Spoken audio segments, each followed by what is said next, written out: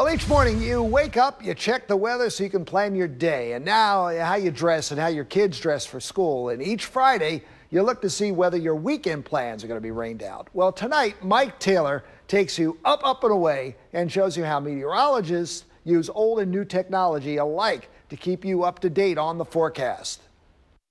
In today's world of weather forecasting, there's several ways you can get the weather information. Many of us rely on apps, TV, or even the web, but despite the variation, every forecast relies on the same weather data. Today's meteorologists use a combination of radar, satellites, and even computer models to create a forecast.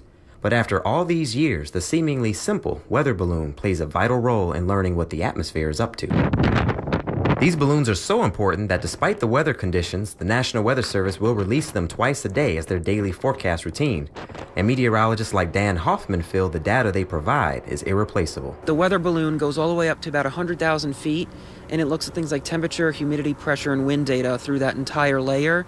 And it's measuring with a precision that we can't get from satellites, at least yet. And Dan says this can make or break a forecast, especially when it involves severe or winter weather events. Satellite could tell you it's about 75 degrees, but the weather balloon instrument will tell you it's 75.28. It's just that little extra precision, and that does make a big difference in especially those borderline weather setups, freezing rain, for example. Unlike the heated air used in hot air balloons or the helium used in others, the National Weather Service uses hydrogen. This gas is just as effective as helium since it's much lighter than air, but it does have a few drawbacks. There is a safety component, so we have a lot of safety procedures we have to follow. We can't really have things like cell phones even in the building when the balloon is inflating, because even just the interference of the cell phone signal between the inflation mechanism and sometimes the static electricity could be a danger. It's so dangerous, in fact, even ceramic scissors are used to avoid static electricity while cuts are being made during balloon preparation. So what makes hydrogen worth all the trouble?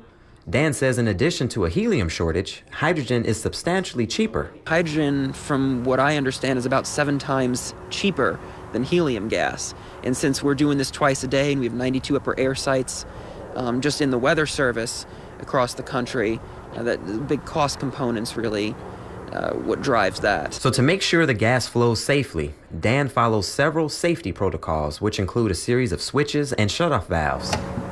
Once the safety checks are done, it's time to get started. He grabs the balloon and parachute and the radiosonde, the device attached to the balloon which actually makes the atmospheric measurements. Once the balloon is secure, the hydrogen gas flows.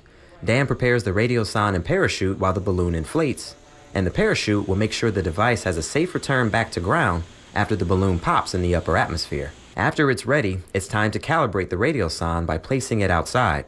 Dan will use a computer to make sure it's working properly, and once it's verified that it's responsive, Hi, this is the National Weather Service calling for the weather balloon release. He'll do a quick call to the airport, and then it's time to launch it. The balloon starts its journey to the top of the atmosphere, and it collects valuable data on its way. Before it pops, it will be as large as a 2-car garage, and the data it collects will be used in every forecast around the world, proving this technology is still useful today. I think weather balloons will still be around for at least another 5 or 10 years. The method with which we release them may change a little bit, but I don't see them necessarily going away anytime in the immediate future. Well, that